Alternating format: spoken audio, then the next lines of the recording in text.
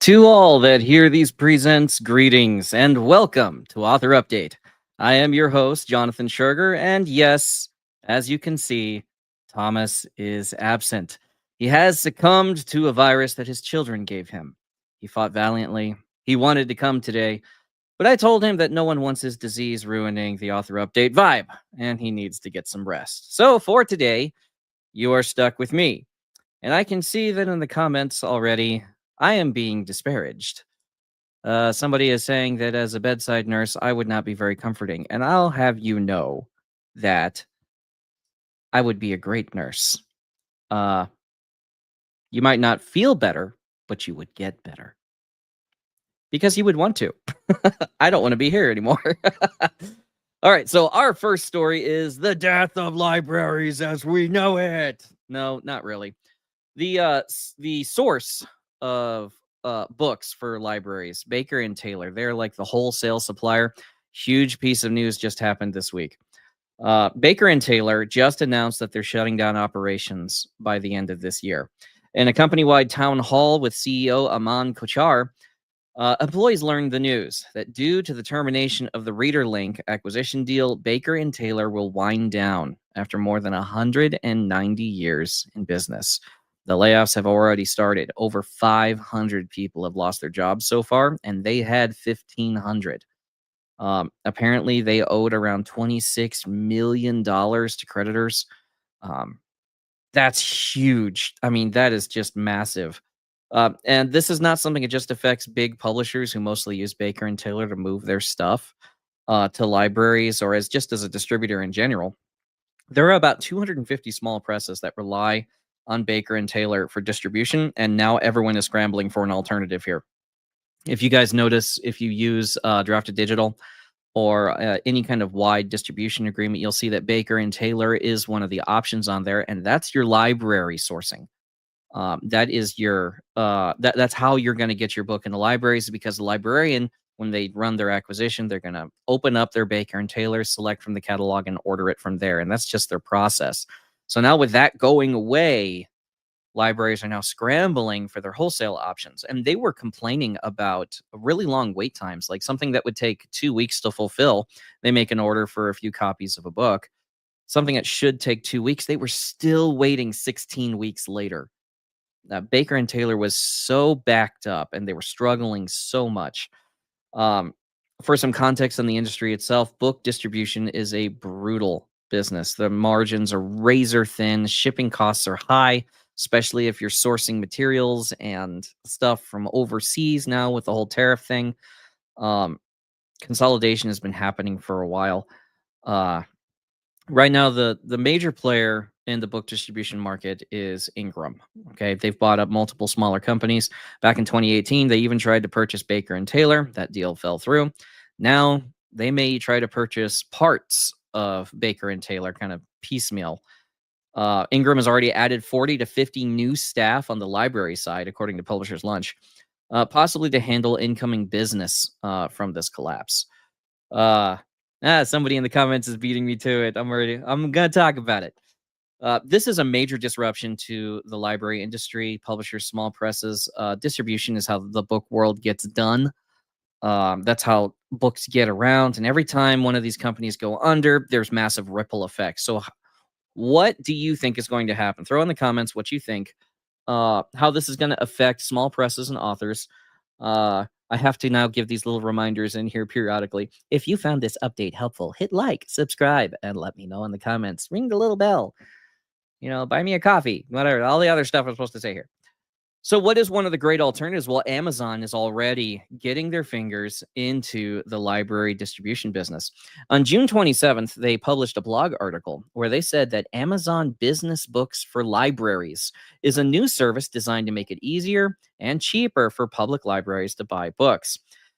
Until now, libraries could buy office supplies, furniture, and tech equipment through Amazon Business, which is really convenient for them. Of course, you got the Amazon Business account, you got free shipping, you got all that stuff. But books, that one's a little different. Well, Amazon says they're combining the savings and convenience that libraries already love with dedicated tools built just for them. The new Amazon Business Books for Libraries platform was built in partnership with U.S. public libraries to address common pain points in book procurement. Things like cataloging, record management, and tracking new releases. So they're offering instant MARC records, MARC, machine readable cataloging records, which libraries can now get those records right after they purchase, which means they don't have to take that time to catalog the book in their own catalogs, as long as their catalog is now able to interface with Amazon's system. There's huge savings. Amazon can give them 30 to 40% off the list price on select new releases, which are letting libraries stretch their budgets and offer more reading options. There's a library hub, which is a new dashboard for librarians, so they can discover upcoming titles, manage their purchases, and download MARC records all in one place. The VP at Amazon Business said, Brenda Spoonmore, Amazon Business simplifies procurement across library operations, freeing up valuable time for librarians to focus on what matters most, serving patrons and their communities. She added that these new tools are designed to streamline critical workflows and make it easier to find and order the right books for readers.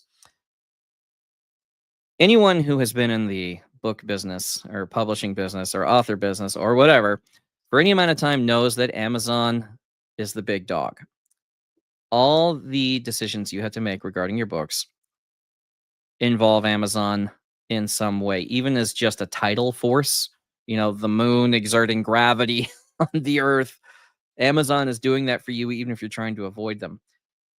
If they're coming into the library business and libraries actually start ordering from them due to the convenience, we'll be getting closer to a monopoly on where books are coming from. Elizabeth says, on one hand, that might help my local library, which has always been super slow, but Amazon controlling more. So you have the convenience aspect of it. I mean, everything. If one guy is doing everything and everyone learns his system, everyone's going to get better at it, right? Because you can always go and learn to see, hey, what's that guy doing over there? Oh, it's the same thing I want to do. Okay, I'll just learn from him and look over his shoulder. However, we also have the monopoly problem, which also leads to the curation problem. So let's say somebody gets into Amazon and they decide they don't like books by right-wingers or left-wingers, depending on how that goes. They'll just not put your books up. Librarians won't even see your books on their dashboard. How do you get librarians to see your books on their dashboard? Is it a pay to play or is it a metadata? Is it what kind of game are we playing here to get librarians to see it? Will there be a way to integrate library requests? So somebody comes into the library, makes a request. Well, how many of those requests does it take before a book gets noticed by Amazon Business's library system? And they start feeding that metadata out to other libraries who may also be interested. What kind of critical mass does it take to get noticed like that? Is it just as much? Is it just, I was put out by Penguin or something, and that's what gets me on there? Does it have to do with previous performance on those books? Maybe in the series. So say I put out Semper Die a few months ago. Well, will Semper Die 2 get noticed by the Amazon library system because of the performance of Semper Die 1? Or will a sequel be condemned by the poor performance of an earlier book? There's lots of questions that are being raised here to see how this system is going to integrate with the way book distribution has already been happening. So Elizabeth is saying it makes it sound like it'll be even harder for indies to get into libraries, or it could be easier. It's the whole thing is a game, right? It's getting noticed, it's getting seen, it's knowing how to make the robots notice you. Before it was, get on Oprah, right? Get your book on Oprah, and everyone will buy your book. And then after that, it was get Amazon to notice your book. So you have to have the explosion of sales in the first 3 days, and then it was the first day, and then it was 48 hours, and then it was a week, and then the game keeps changing. And so you just have to know how the game is changing to know how to get your book to be noticed by the systems. And the system is designed to deliver books. It's designed to make customers happy, and Amazon's pretty good about trying to make their customers happy. So if you can align your strategies and tactics with Amazon strategy and tactics, then you're probably going to have more success. Now, physical force is always a thing when you're in combat. Okay, guy with bigger guns is usually going to win, but sometimes placement really matters. One sniper round can make a lot of difference in a conflict. So if you just have precise placement with your limited resources, you can still see success even when these big movements are happening. You just have to know how to do that. And, that's part of what Author Update is about. We're trying to provide you guys the knowledge to remain agile in the constantly moving world of books. I know you say constantly moving is like this industry has been glacially slow to adapt to anything for like 50 years. And then suddenly in the last 15 years, everything has been upended like 3 times.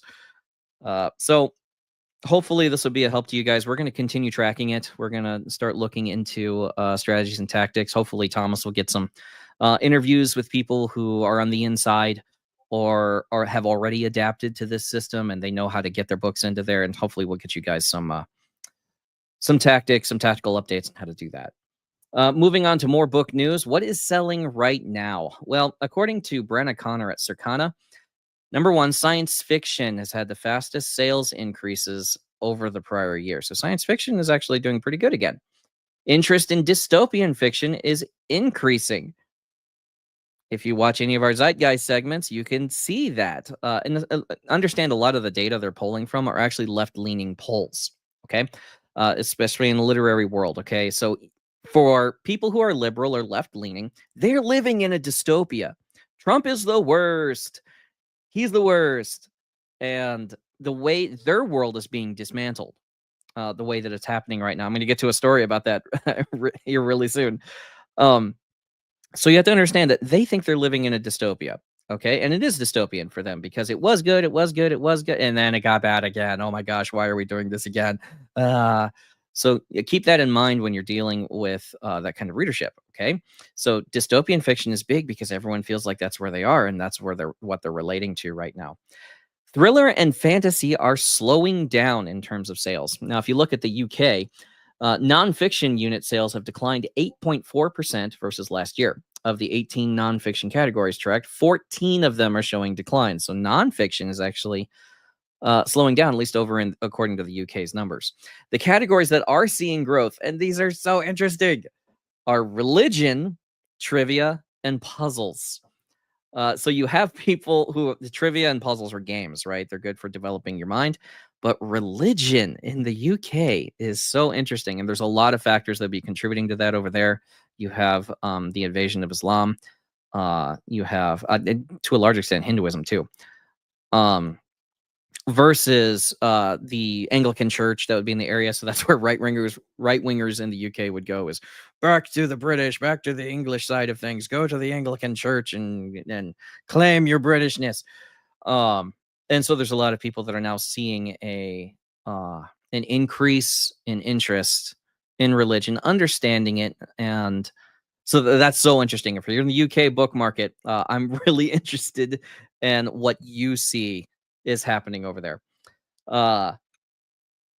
Dig a hole and you will fall into it. This is a verse in Proverbs. This publisher canceled one of its authors, and the backlash was so extreme that the publisher itself got canceled. So in this past week, I was tracking something on X. Sam Dyer, the CEO and founder of this little publisher called Bitmap Books, which they do RPGs and stuff, received a complaint about the author of a book they were releasing. This guy really, and this came out later in text messages, this guy really didn't like this author and wanted to get him in trouble. So he let the publisher know about some tweets that happened back in 2022 or something, and they weren't even that bad. I went back and read them, and he was just, somebody threw shade at him on X, and he threw shade back. I mean, it's gamers, okay? I'm sorry that gamers are offensive. Well, this guy came back and decided to try to get him in trouble. The book that they were releasing, the author's name is Moses Norton. And the book that was released was called The Definitive Book of Super Nintendo RPGs Volume 1. And it was enough for Sam Dyer to put out a press release or a statement on X announcing that Bitmap Books does not agree with Moses Norton's views, and that due to this disagreement and we've an agreement with Moses and myself that we will be donating all of the author's royalties to charity. And let me tell you, that blew up. If you read the comment thread under that post, people were canceling pre-orders. People were asking for refunds. They were making vows that we will never buy from you again. Because there was a couple really interesting things in that statement. We're donating his royalties, not ours. So the publisher was keeping their take, but they not only said they were donating his royalties for this book, future books. Remember what I said this book was called? Volume 1? That's right. They had future volumes planned, and they were going to donate the royalties from those future volumes as well. And the people did not appreciate it.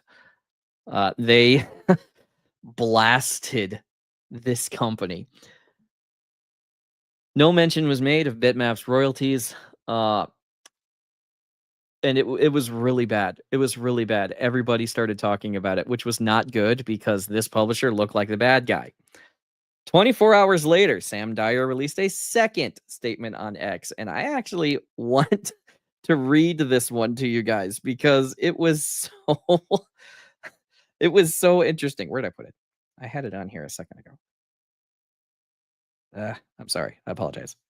Come on, blue. There we go. Monday, the 6th of October, 2025. Dear supporters of Bitmap Books, although I stand by the fact that Moses' comments were ill-advised and insensitive, the whole thing blew up and was made much bigger than it needed to be.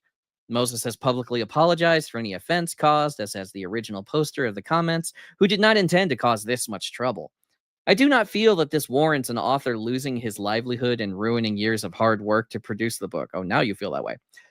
Despite multiple accusations to the contrary, Moses freely agreed to donate his royalties to charity. There was no coercion from me. This was one of the theories being floated in the comments here, is that why are you pressuring this author to give up all of his royalties? And it was just an assumption that that happened, whether it did or not. There was no coercion from me. However, we both recognize that due to an increasingly stressful situation, that decisions were rushed on both sides. I'm pleased to say that Moses and I have spoken again today. We stand together and have agreed that he will receive 100% of his royalties. Maybe I was hasty in my response, and I'm happy to admit to that. At the time, I sincerely thought I was doing the right thing to diffuse an increasingly difficult situation. I will commit to donating all company profits from this first print run to the charity Special Effect, which is the one they were talking about before. The bottom line is that Moses has apologized for his original comments and will now be paid the royalties that are rightfully his. And this last part is so good. Moses and myself have received a large amount of personal abuse and threats over the past few days. We hope that this statement will bring some closure to what has happened. Sam Dyer, founder of Bitmap Books. Stop beating me up. Oh, this pleases me. You can't take a dude's royalties, okay? Especially, I mean, has anybody noticed that the book business is not the place to make money? Anybody notice that? I don't know if any of you have noticed that. I've noticed that. And to take away the few profits that a guy would make after years of work due to a single complaint from a guy who screenshotted something from 3 years ago. Oh man. It's rough. And people have had it with cancel culture, okay? This is not 2020 anymore. This isn't 2022 anymore. And just going after someone and swinging the big bat because they said something you didn't like several years ago, like, that's not flying anymore. People aren't going to take it. And people are honestly kind of sick of it. That's bullying. We don't like bullies. It doesn't work. Now, initially, I thought after the first statement was released, I thought that maybe what Moses Norton said violated some kind of EU hate speech laws or something. And so Bitmap Books was like doing damage control before the police got involved, you know? But the second statement is really leading me to believe that he made a decision and just came down hard on him and was not expecting it to come back and bite him. He was not expecting the backlash from this and the real world effects of all these canceled pre-orders. I mean, he said he did a print run. which means he paid for a whole bunch of books and suddenly he got a bunch of cancellations. And so, what was the end of this thing here? We hope that this statement will bring some closure to what has happened. Please forget I ever said anything about this. And I'm not sure that's going to happen. Uh, People really don't like bullies. And if you have any kind of power, it's not like Bitmap Books is a huge publisher or anything. They probably see themselves as small too. But when you swing that kind of bat at one of your authors, you can't get away with that and look good. It just doesn't work that way. So that was just an interesting bit of news. The cancellation backfired and really, really hit this guy in the face. Uh, on to some better news. Bookvault has released new options for its bespoke program. You can now get spot UV treatment, so you can make portions of your cover like stand out with like a raised contrast and make it shiny. And you can also choose from 4 new colors of foiling: blue, red, copper, and pink, which my girls will love that. They would absolutely get a book that was pink. In an age where AI cover fatigue is already setting in, I mean, I saw several posts on Twitter today, not even from authors who are normally the ones that peddling the anti-AI stuff, but from readers who are just like, I'm so sick of the lack of effort going into traditional publishing covers. And I'm just tired of it. And so that's already setting in, and you can see that happening, and we'll be tracking it too to let you know. You can now use these easy options to make your cover stand out. I do have a recommendation. When you've got shiny involved and you got foiling involved, maybe don't go full Vegas on your cover because that gets gaudy real quick. So exercise some prudence. Know what'll make your book stand out, what your audience likes to see, expects to see. Again, I think a cover should always make a reader make a noise audibly. They should go, wow, ooh, ugh. Depending on the genre that you're doing, you want one of those noises. The only one you don't want is meh. You don't want that one. You do want to create some kind of reaction from them. Thomas does have a couple of new tools in the patron toolbox, and I'm sure you guys will be excited about this. There was a listener who asked if Thomas could create accelerated reader style quizzes. Accelerated reader is an actual trademark, so that teachers and librarians can recommend more books for students. So Thomas built the Quiz Maker. Upload your full manuscript, pick a grade level, and get a clean recall quiz in minutes. This will save you hours per title, and it helps schools verify real reading without trick questions. So if your book is going to be used as for like a book report kind of thing, you can create a quiz from this tool, and they'll be able to use those quizzes. And it might be a selling tactic you can use for schools, Christian schools, networks, whatever, or homeschooling, co-ops. Even book clubs. I can see book clubs doing this. Trivia games are always fun. So if a book club wants to get together and have a trivia game that you made up for them for your book, that'd always be fun. I can see readers in book clubs wanting to demonstrate their knowledge, how much they know about this thing. Holly Oak here has an interesting idea. Use it to make sure ARC readers are reading the book. And you can grade them and hand out prizes and whatever you want to do for answering all the questions correctly. But it's like an accountability measure you can try to use to make sure people are reading the book, either on students or other readers and stuff like that. Make sure you don't get a ChatGPT written review that you paid for or something. So great tool. You can use that. Thomas has another one, which I'm kind of excited about. It's called Not a Lawyer. Thomas is creating a lot of nadas. So this one is not a lawyer. If legalese confuses you, we got something for you. Plug in your contract or court summons, if you're anything like me, into this tool, and it will spit out something in easy English for you to understand. I am informed that no lawyers were harmed in the making of this tool. Not that we think any of you would care. And Thomas's copy for this is, have you ever stared at a publishing contract and thought, what does any of this mean? That's where the newest patron toolbox tool comes in. Not a Lawyer helps you understand contracts, rights, and reversion requests.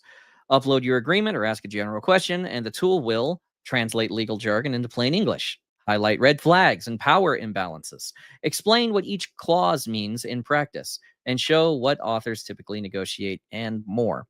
The big thing here is red flags and power imbalances. A lot of contracts are designed to bully you. I don't know if you noticed it from one of the previous stories we just discussed.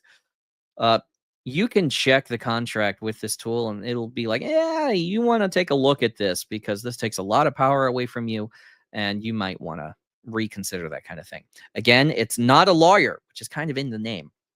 So if you really need that in-depth legal advice, go ahead and talk to somebody who's into law.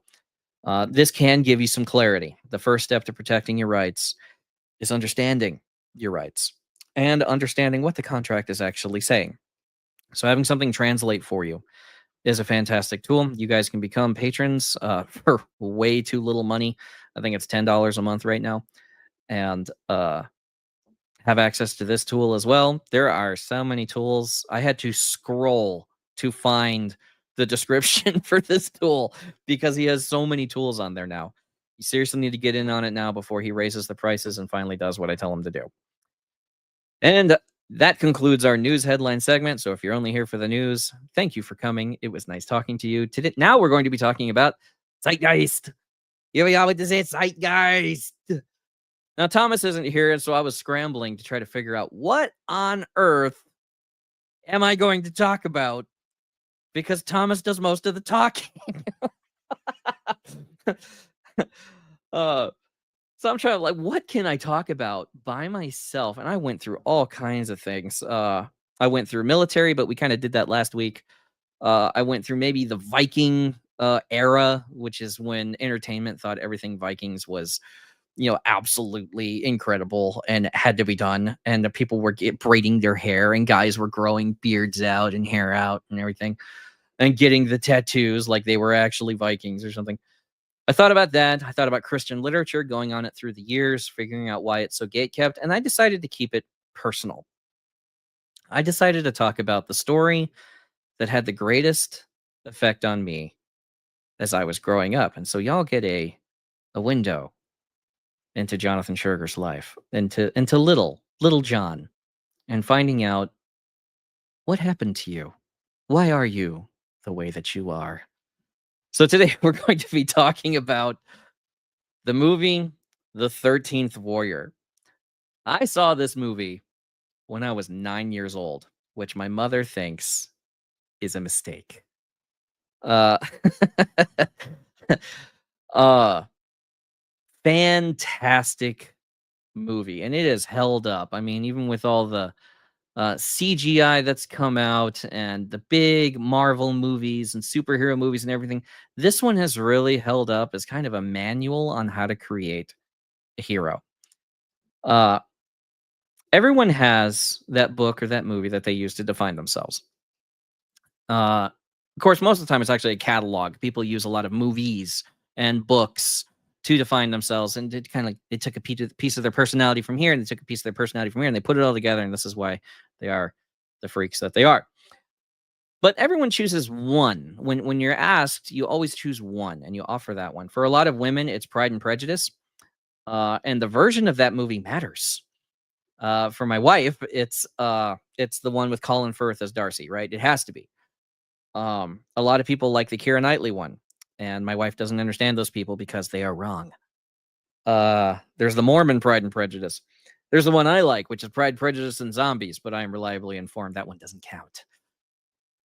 For guys, the movie they'll choose is Superman or Batman. And again, the version matters. There are Christian Bale guys. There's Michael Keaton guys. There's Val Kilmer guys. There's no George Clooney guys. And I don't actually know of any Ben Affleck guys either. But for most people, it's Kevin Conroy, and that's my Batman. Hashtag not my Batman. Kevin Conroy is my iconic Batman. For some guys, it's Superman, and for him, I like the animated series Superman, and I like Henry Cavill. Henry Cavill, just fantastic job, knocked it out of the park. I wish the script had been better for Batman versus Superman, but his performance was peerless, so I'm super happy about it. For my 5-year-old third-born daughter, the movie that defines her is Jurassic Park. And before you people jump on me about my parenting, I vid-angeled it, okay? So all the scenes where people were getting eaten got cut out, okay? So she loves dinosaurs and loves dinosaurs fighting other dinosaurs because she hasn't seen any of the bad stuff. And she's absolutely convinced she's going to be a dinosaur scientist. Okay. And I asked her, I had to clarify. I'm like, you're going to be an archaeologist or a paleontologist? And she's like, Dad, I'm going to be a dinosaur scientist. I'm like, okay. Uh, for me, it was another Michael Crichton adaptation. Eaters of the Dead was a book released a while ago, probably in the 90s or something like that. And it's not one of his better known works. It's not like Jurassic Park, Sphere, Congo, The Andromeda Strain, Prey, any of the other books that he released that had movie adaptations made. Eaters of the Dead was not a well-known book, but I went and found it after I watched this movie called The 13th Warrior. And that movie has totally shaped who I am today. So the base, and I'm going to spoil this movie for you because it was made in 1992, and if you haven't watched it, what are you even doing with your life? Basically, an Arab poet gets exiled from his homeland because he was messing around with another guy's wife. Okay. And he got sent as an ambassador to the far north, about the Russia region, mid Russia. So you're dealing with a lot of like half Mongol tribes, half Asian tribes, Afghanistan, that kind of area. And his caravan gets run down by the Bulgars, I think. No, Tartars. That's right. Gets run down by the Tartars. And so they're all running. Like everybody in the caravan is like, get out of here, go, go, go, go. And they ride and they hit a river where where they get pinned against the river. And the Tartars stop on the ridge above them, but they don't go any closer. And why aren't they coming? Why aren't they coming? And you turn around and you see the Northmen. You see the dragon ship coming down the river. And the music is fantastic because Jerry Goldsmith is a master of movie soundtracks. And the 13th Warrior is so good. It's so good. In fact, they said that the orchestra loved the music so much they would perform the piece for the recording, and then they would all pile into the little video viewing thing so they could be like, what on earth did we just play? Because they wanted to see what scene it was going along with. This Arab poet, who's now an ambassador, gets welcomed by the Vikings into like a dinner and meets Bolvi. And Bolvi is the heir to the leadership of this tribe. Their king just died. He actually had to kill a usurper like at the dinner, which is a big moment for this poor little sensitive Arab poet kid. And then they burned the king. They set him in his ship, and they did the Viking funeral and everything. And so he's watching, he's learning from these guys. Well, the next morning is when the call to heroism comes. There's a boy standing in a ship that arrived in the middle of the night. And he's standing there. He's not moving or anything. And it turns out he's being polite because the Vikings are superstitious. They've had a lot of bad things happen to them coming out of the mist. So he's standing there and letting them determine that he's real, which is a very neat way of introducing the threat element that these guys normally deal with. It's like, what makes these guys concerned? Like the Tartars turned around and ran as soon as they saw these guys because they're like, nope, I'm not doing this today. So what makes those guys worried is the stuff they see might not be real, which has great parallels with AI stuff today. The kid comes in and he tells Bulvi what the problem is. The kingdoms that are in, I think it's Norway, if I'm not mistaken. The kingdoms that are in Norway are under attack by this ancient threat. Turns out they're Neanderthals, okay? They're cavemen. But they are demons who wear bear skins. And they're killing, they're taking the heads of everything, they're eating the dead. And they need Bolvi and his warriors to come and save them. They're putting out a call for help. And at this point is when you get the kind of hero that Bolvi is, because he just got the kingship of his tribe. He just got it. And he immediately packs up, makes a several-month trek across Russia to go to a boat to sail to where this kingdom is, because that's what heroes do. It was the call. It's time to be great. The threat has risen, and it's time to go and do Viking things. So he calls in his caster of the bones. It's like a witch doctor kind of thing. And she casts the bones, and she says only 13 men can go. Number of the moons, okay? It'll be 12 Vikings, And they go through the sequence where guys are volunteering, just raising their hands. I'm going, I'm going, I'm going. And it's great and fantastic music in that scene too. Then they get to number 13. And and she raises her hand. She says, "Everybody stop. The last guy can't be a Northman, can't be a Viking." And everyone looks over at little poet boy who's like, "Why is everyone looking at me?" And so he gets enlisted into this troop of Viking warriors. This guy is a poet. He's not even a real writer. He's a poet. He like writes his feelings. And he's now with 12 Viking warriors making a trek across Russia to go to a bad place to fight bad things. They're not even people. They're things. He thinks they're demons. Everyone thinks they're demons. On the way over, and this tickled me as a linguist because I was a linguist in the Marine Corps. See, I was in the Marine Corps reference. He learns their language by listening to them. And as they sit around the fire and talk, he listens to them. And as a kid, that really impacted me because he listened to learn. He shut up and he listened. And there was a great scene where one of them insults him, and then he very slowly sounds out his insult back. And everyone just froze, and they're like, "What? How did you learn our language?" And he's like, "I listened." And they thought it was fantastic. The Vikings got a lot of respect for him from that. They also don't like his horse, okay? So Viking horses are huge. They're like tanks. And he has a little Arab horse. It's like a little stallion, okay? It's a little guy, especially compared to these massive horses. And they're like, "Why are you bringing a dog to war, man?" And they keep barking at his horse. And so he rides it and starts vaulting stuff. Eventually, he rides it back around to the group and jumps over a horse and knocks the guy off of it into the mud. And they get so much respect for him because he's proving that he's competent, that he's not a drag on them. And you can see that look they give him a few times where they're wondering, why are we bringing this deadweight along? And they're relieved that he's not that much deadweight. And so they start to teach him. As they sail to the point where the movie is actually mostly going to take place. When they arrive, Bolvi is in the bow of the boat, and he's calling out Odin because he's trying to get an echo back to see where the land is, because they're going through a fog, and all these guys are gearing up. They're getting their armor, they're getting their weapons, they're getting everything. And he's calling out Odin, trying to get that echo back. And that's when they give the Arab a sword. And so he's down on the ground, getting out of the ship, and one of them goes, "Hey, here," tosses him a sword. He's like, "Ugh."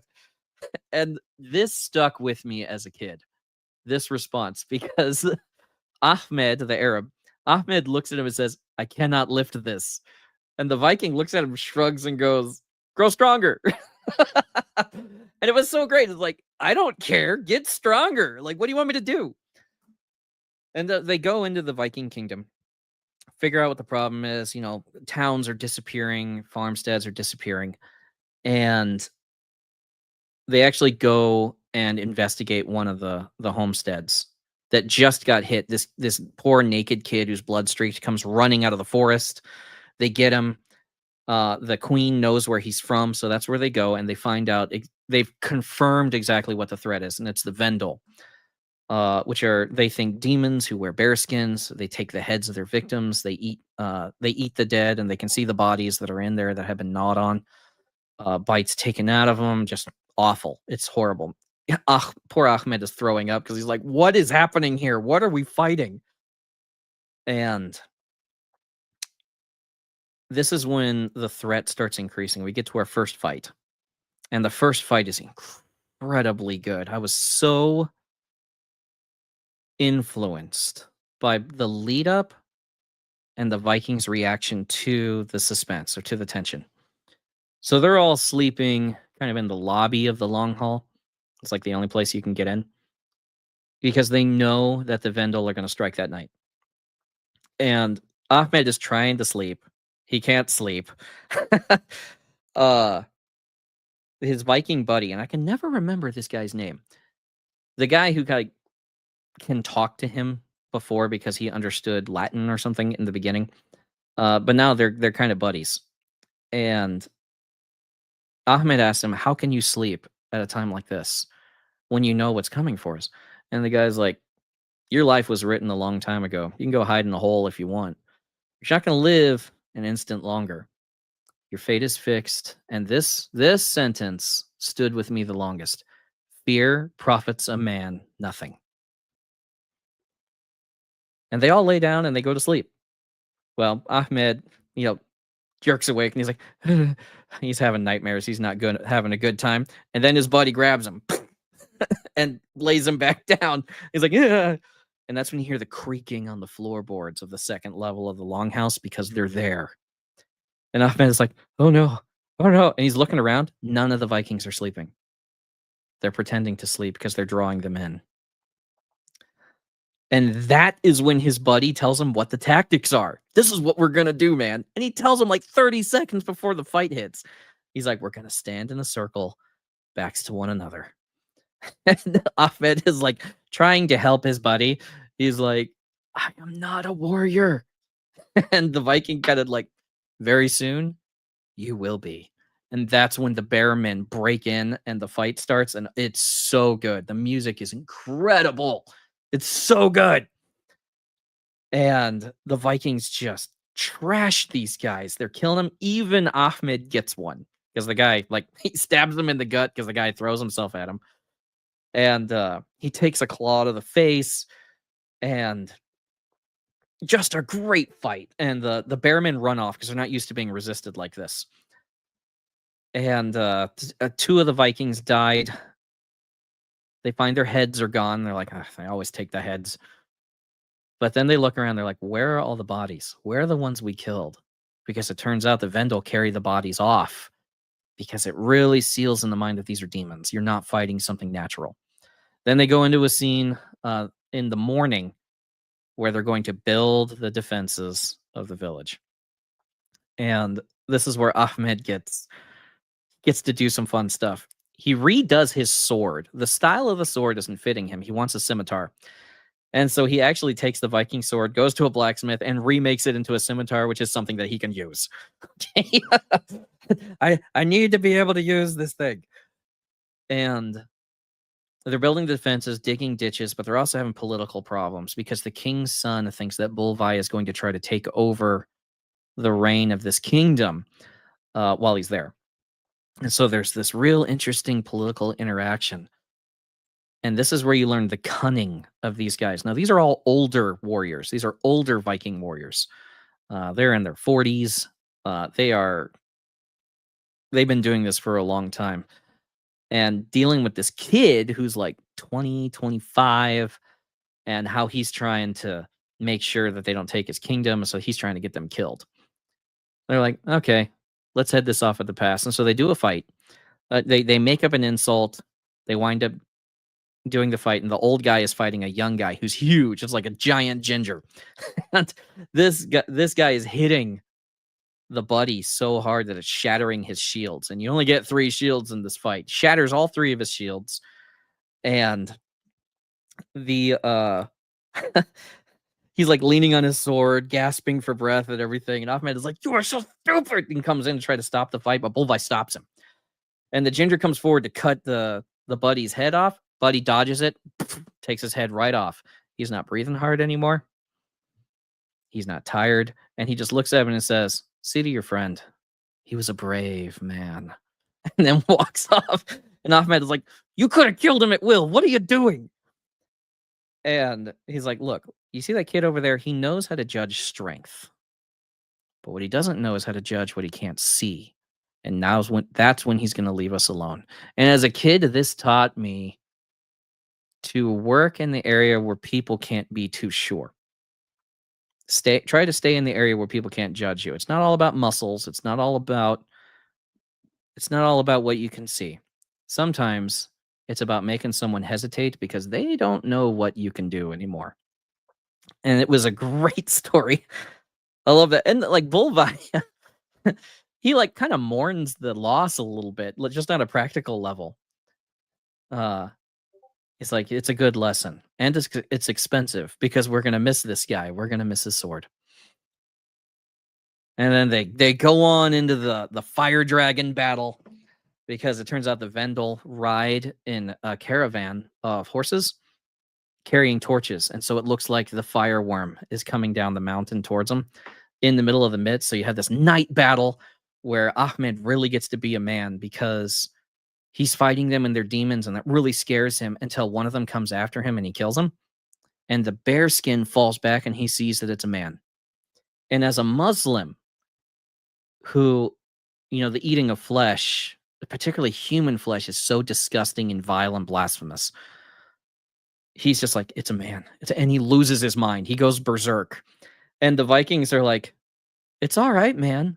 There's a whole bunch more out there. So they all go into this fight and they're just wrecking these guys. But then the gate gets shattered. It gets pulled down by the Vendel, and they're riding in on their horses, and the fight is getting really bad. And that's when Bolvi calls Ahmed over, all the Vikings over. He's like, get over here, and throws them logs, sharpened logs. And Ahmed is like, what am I supposed to do with this? And Bolvi roars at him, put your foot on it and stand. And the Vikings stand there in the shattered gate, holding out these sharpened logs as the Vendel are riding for them on their horses. And they force them back because the horses can't get through because the Vikings won't move. It was so good. Oh my gosh, so good. And there's a lot more to this movie. They do an attack on the queen. So they go to the Vendel caves and hunt her in her lair. And that was good. That was so good. I'm running out of time here, so I don't want to spend too much time on it because the end is really where it matters. And Bolvi manages to kill the queen, but she poisons him. And so they make it out. They get out. It's a great scene. I'm skipping like a half an hour of the movie. It's so good. They make it out, and they get back to the longhouse where the final battles can take place. And Bolvi's dying. There's only like 5 of the Vikings left. And Ahmed is sad. And Bolvi is looking, he's like, you're wearing that long face for me. And Ahmed just says, I can't help it. And that's all that needs to be said. And Bolvi says, I'm going to die poor, far away from my people. He says, but I could be thought of as rich if there were someone who would write down my story and tell it to others. And as a young writer, that was huge for me. Because Bolvi was a doer. He was a hero. He was real simple guy, do the right thing always, no matter what is said against you. But what mattered to the doer was being remembered. And that's the job of the storyteller. And Ahmed said that man would be wealthy indeed. So the final battle is coming. They killed the queen, but not the general. And the Vendel are angry. So they're now riding all of their forces at them. It's not at nighttime. They're not waiting for a fog. They're just coming. And the general is leading them. He has the horns of power, and he's a big guy. And so the Vikings go out to stand in the defensive area just outside, and the civilians are behind them. They're getting ready for the last stand. There's a scene where the queen hands this woman a bunch of knives and says, these are for the children. Don't let them be taken, because you know what will happen to children if these guys get through. Fantastic threat assessment, just letting the viewer know how bad this is going to be if we lose. So it set the stakes really well. So the Vikings are out there and they're looking at each other and they're saying, man, I really wish Bolvi was out here. And then Bolvi walks out.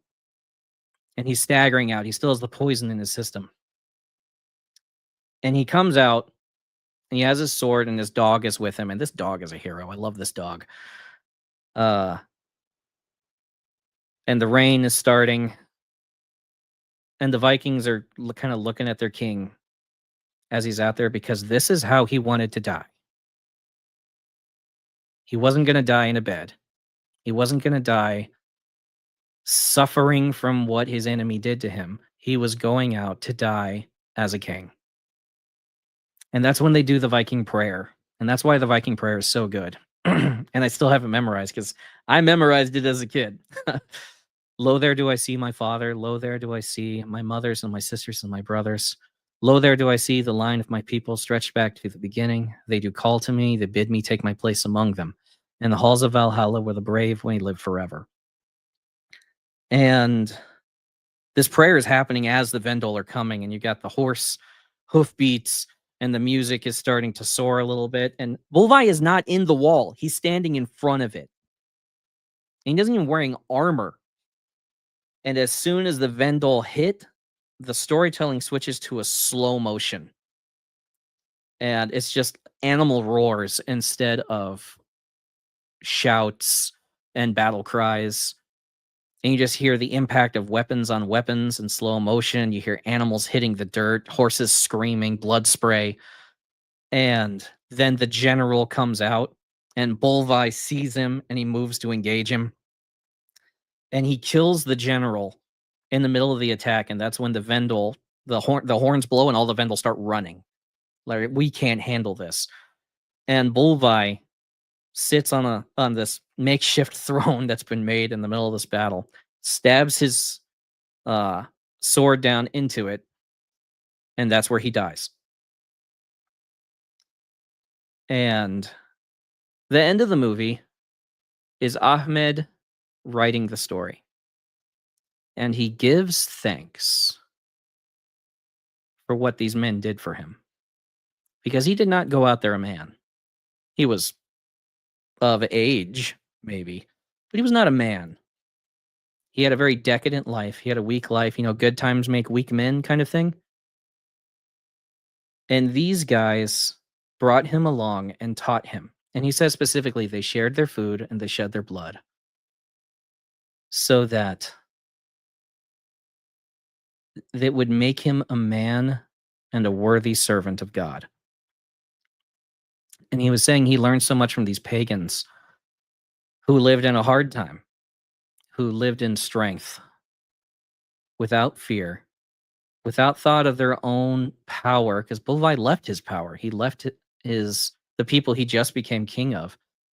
And that's where he died, was to fight evil and protect the people. And along the way, taught someone who's not even from his tribe, not even from his people, taught him how to be a man, how to be strong. And Ahmed was able to go on from that and be a strong man because of what these guys taught him. So that movie for me was enormously impactful.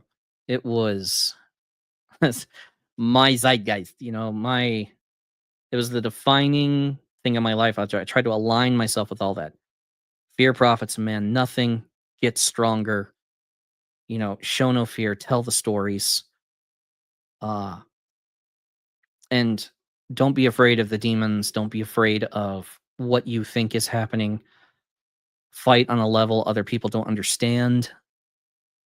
All of this is I've really worked hard at taking all these stories and assimilating them so that I would be something closer to fiction than, real life, because real life is just so boring.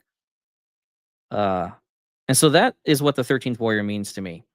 I'm not getting I'm not getting a kickback if you watch this movie. I think it's free right now on YouTube Premium, or so free. If you have YouTube Premium, it is on that. Or it was as of a couple days ago. I recommend it. There's like no swearing. Maybe there's like 4 or 5 words in the whole thing. There's a lot of head ripping, So if you got a problem with that, then I don't really have a problem with that. There's no sex. It's really just a great story. Great story. So I highly recommend it. You've gotten a look into the window of what it is to be Jonathan and why I make the decisions that I make. I hope you guys enjoyed it. If you didn't, I hope you left and saved yourself the time. Be praying for Thomas. He's apparently got the chills or something he threw up this morning. So pray that he gets better, and we'll be here next week, or I'm going to pick another movie. All right, that's going to be it for Author Update today. Like, subscribe, get notified for the next one, and you guys go out and do great things. Live long and prosper. Have a good weekend.